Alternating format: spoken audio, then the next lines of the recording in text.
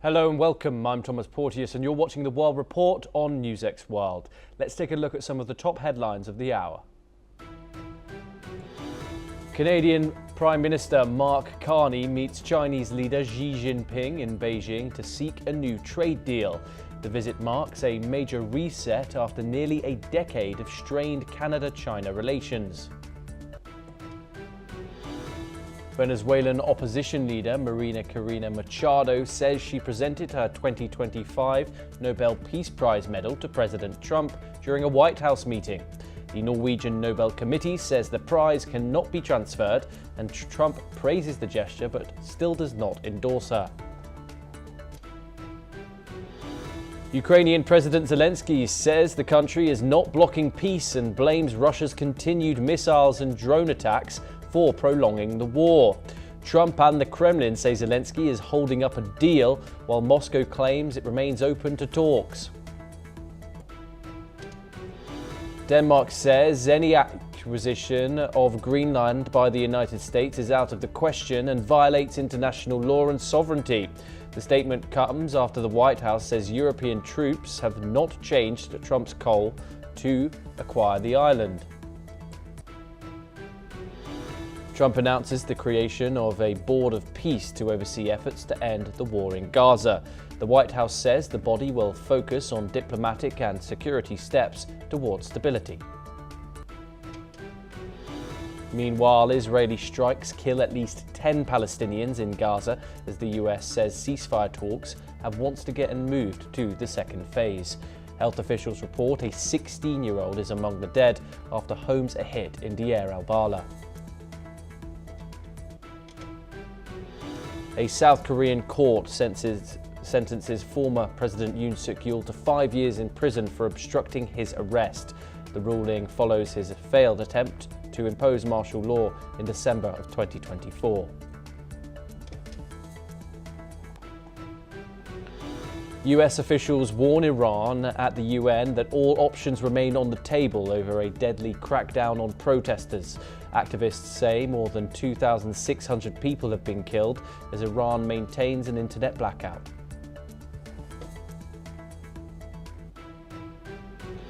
We start off with some breaking news coming out of South Korea.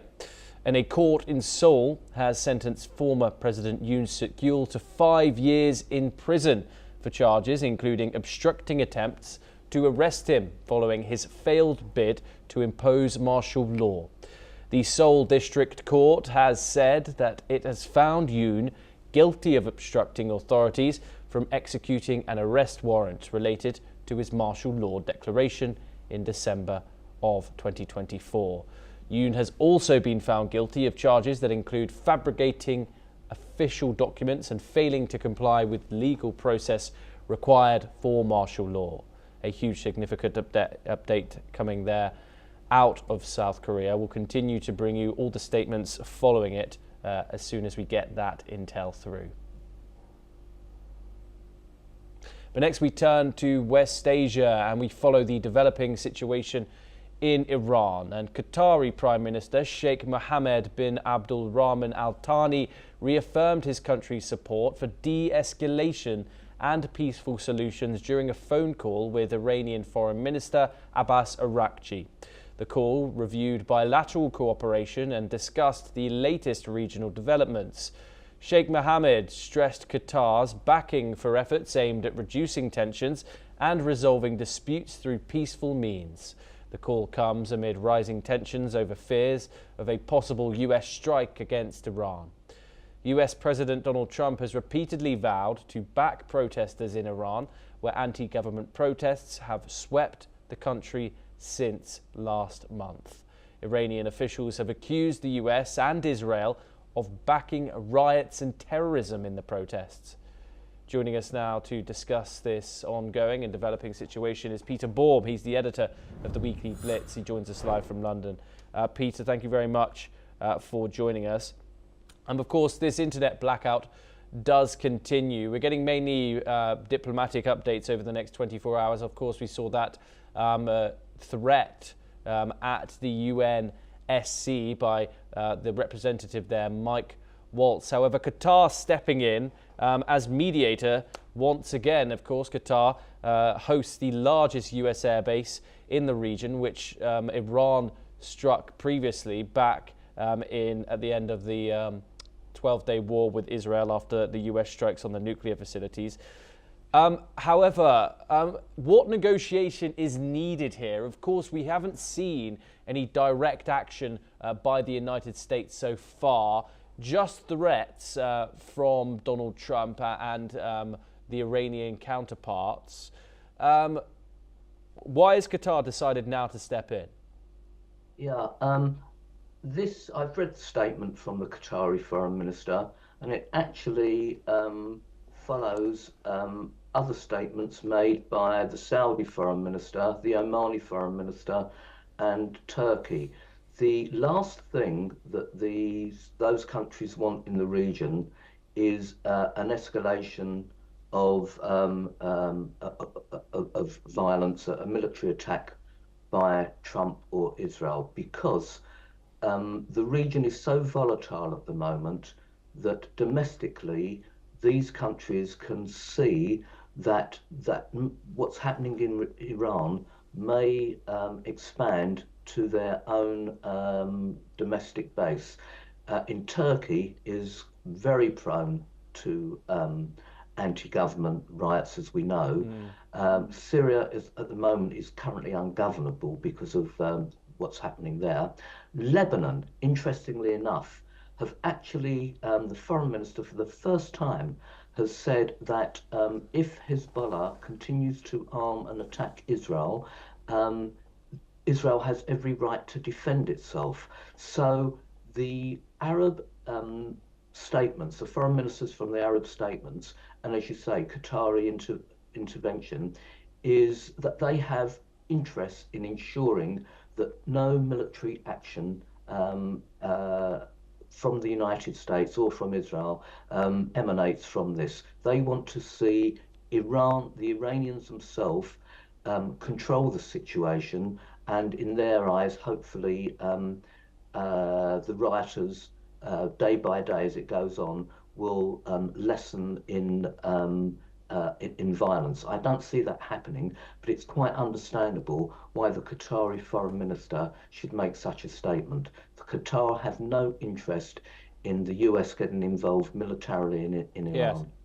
And what do we know about the developments inside the country of Iran within the past 24 hours? We've had reports of these protests scaling down in size and momentum.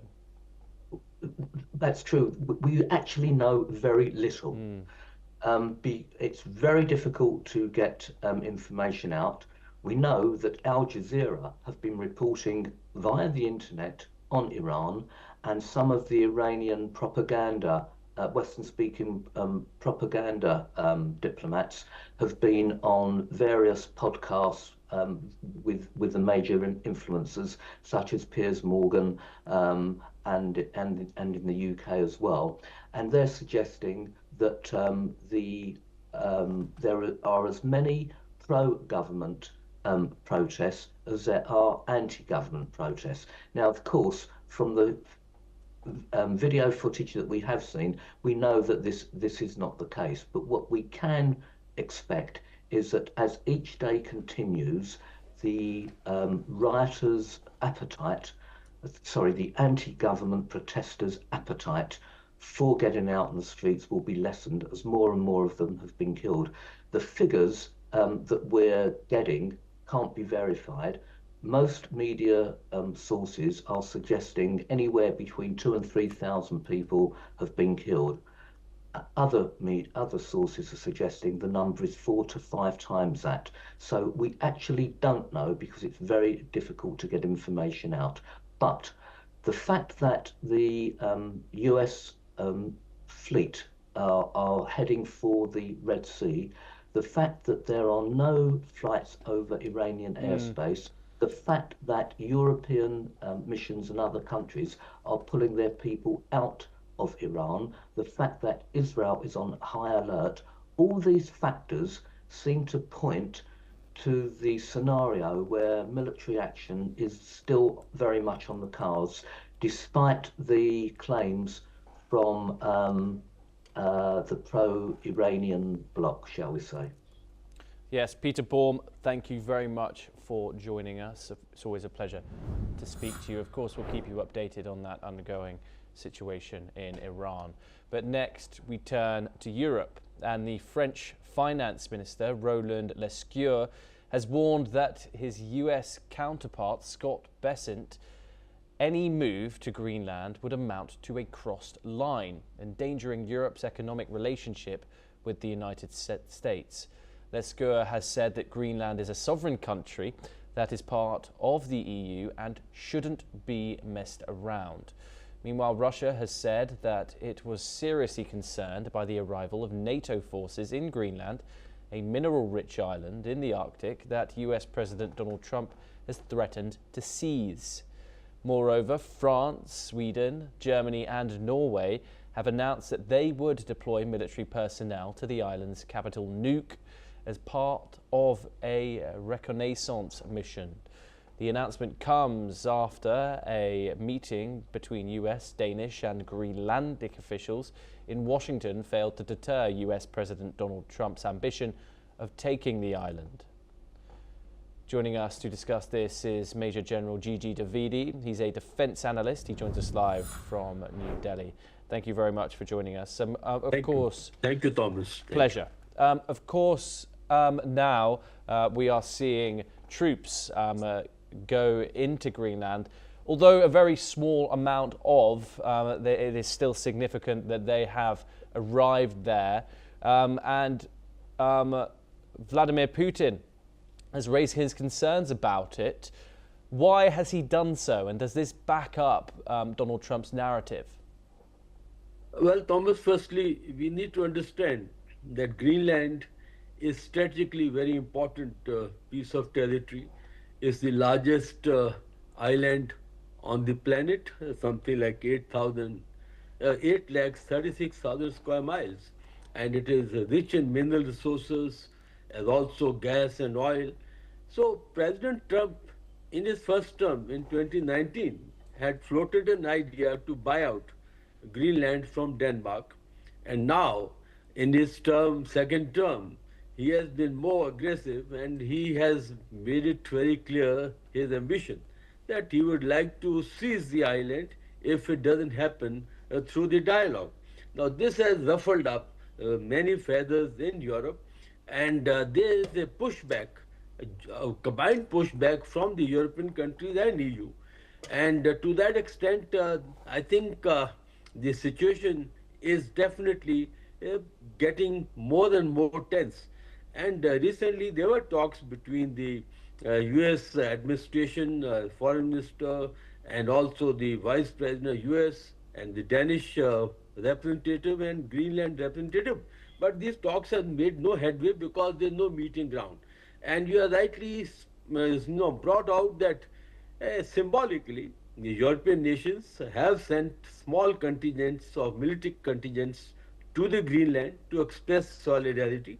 And also major countries of European Union, be it France, Germany, Spain, UK, they all have come out very strongly against this move of President Trump because they have brought out that this can actually jeopardize the transatlantic relation and also weaken NATO considerably. So the issue is very sensitive and there is a pushback, and I don't think President Trump is going to have his way so easily. Thomas.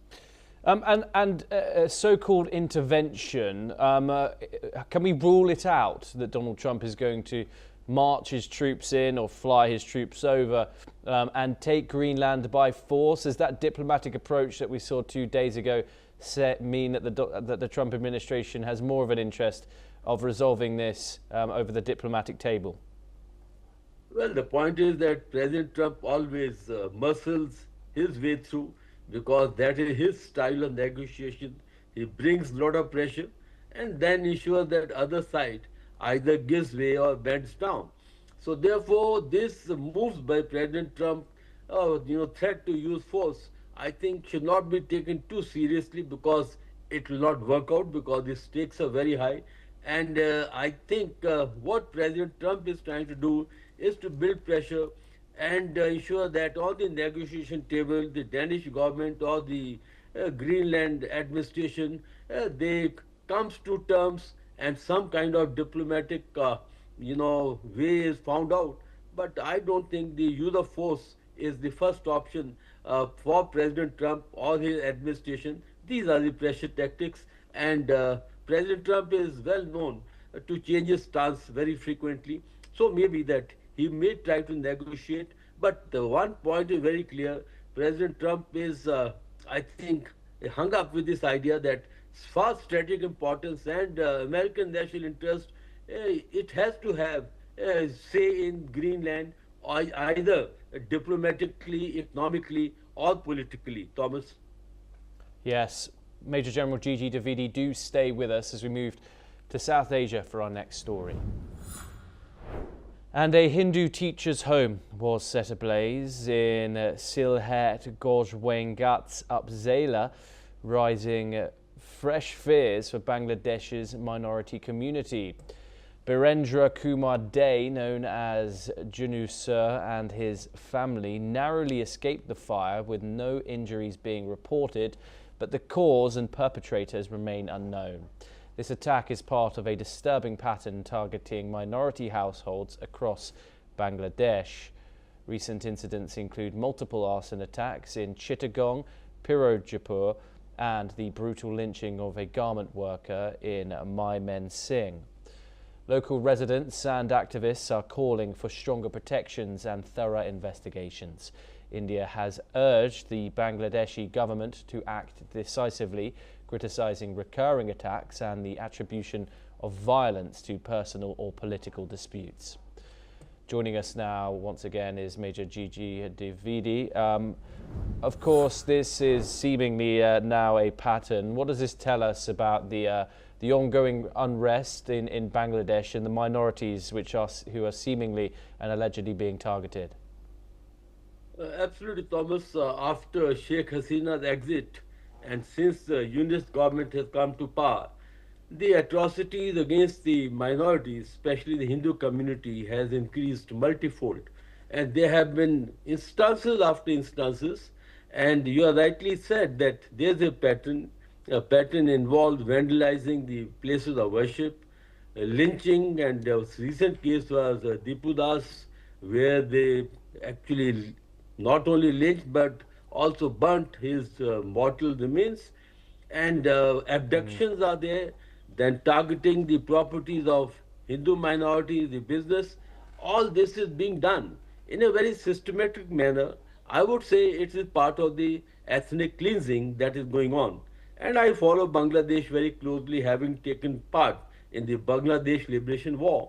You know, at the time in 1971, when we were there as a armed forces, the Hindu minority was about 23% of the Bangladesh population. And today it has been reduced to 8%.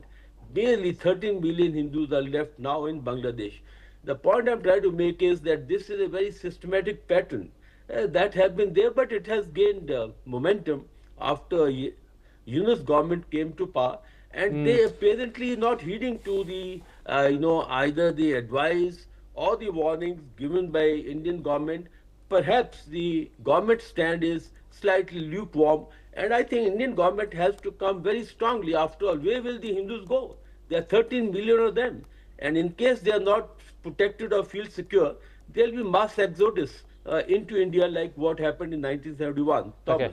Okay. Why is this happening now, this recent surge of attacks, with at least 15 Hindus killed in the last 45 days, according to recent rights groups reports, the significant one, Samir Das, that you have mentioned. What's is the catalyst for this surge? What's happened? Well, Thomas, there are a couple of things. Firstly, after Sheikh Hasina's exit, under Yunus government, there's a lawlessness in Bangladesh, and the radical elements are calling the shots. The second issue is that elections are on today, and Hindus are largely inclined towards Awami League, and therefore politically they'll be targeting all those elements which are either supporting the independent candidate of Awami League or otherwise not towing the line of the radicals. And the third point is that it is part of the ethnic cleansing, changing the demographics. That is the larger game plan, because even from Bangladesh there have been lot demographic indentation into the bordering districts of India. So all these things, when you see combined, these radical elements are emboldened because there's no law to implicate them, and they are having a free run, and many a times they are also resolving or personal animosities under this garb. So the point is that today it's a weak government that is in place in Bangladesh. They have no control over the law and order, and the rowdy elements, radical elements are calling the shots, and the victims are the minorities, especially the Hindu community. Thomas.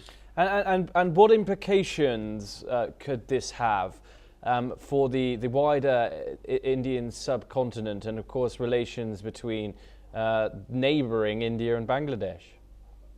Well, relation between India and Bangladesh has nosedived after Yunus government came to power, because the Yunus government has cozied up to Pakistan, and there's a lot of anti-India propaganda that is going on. It is also cozied up to China, and China has a huge footprint today in Bangladesh. So overall, the stance of Yunus government have been very much anti-India, and also Yunus has encouraged the radical elements. Yunus is also not a very secular person by his mindset or by his dealings. And the point is that all this are having serious implications. And today, let me tell you that for India, it's a very serious security situation, because our connectivity to the northeast is through a very narrow corridor, Siliguri corridor, and Bangladesh geographically sits on it. And also Bangladesh have been making a lot of overtures into Bay of Bengal. You know, recently there was a Pakistani naval ship Saif, which docked at Chittagong, which happened after more than 50 years. And the kind of military delegation exchanges that are taking place between Bangladesh and Pakistan is a serious worry. And also Bangladesh is going to buy JF-17 aircraft, which are going to be trained by the Pakistani pilots. So all this is a very, very serious situation. All I can say is that the situation is not in conducive or in interest of Bangladesh. It's time the Bangladesh mends its ways, or otherwise I am sure that Indian government one day will come very heavily, and that price Bangladesh will have to pay, because after all, no nation can accept its security being jeopardized. Thomas. Major General Gigi Davidi, thank you very much for joining us. It's always a pleasure to talk to you. Thank you for taking the time. We now move on once again, and a bus has crashed into a building in South Korea's capital, Seoul. Local media has reported that several people are feared injured, including one believed to be in a serious condition. Footage of the accident showed a stationary full-size passenger bus with its front crashed into what appeared to be a glass facade of a large building, apparently after driving over a wide section of pedestrian sidewalk. In the Philippines, it's moving to block Elon Musk's AI chatbot Grok amid concerns about its ability to generate sexualized images, including content that could pose child safety risks. As per an official, Grok's footprint in the country remains relatively small compared to more widely used platforms, including ChatGPT and Claude. Governments and regulators from Europe and Asia have been cracking down on sexually explicit content generated by Grok on the social media platform X, launching probes, imposing bans and demanding safeguards. Indonesia temporarily blocked Grok due to the risk of AI-generated inappropriate content, becoming the first country to deny access to the AI tool. Meanwhile, listen in to how Filipinos feel about a probable ban on Grok in the country. Personally, hindi naman ako masyadong affected. I don't use it much. So, tawag nito. If sa sexually explicit use nagagamit, might as well na maban na lang din siya para din kasi what especially the children consume, yun kasi yung mag-shape sa utak nila. Mas okay siya kasi kung pag-uusapan natin yung safety lalo na sa social media nowadays, it could tend to cause more harm lalong-lalo na sa mga kababaihan and sa mga kabataan. And mapoprotektahan yung safety lalong-lalo na yung well-being and lalong-lalo na yung mental health ng mga kababaihan. Well, that's all that we have time for today. Keep watching NewsX World for more international news updates.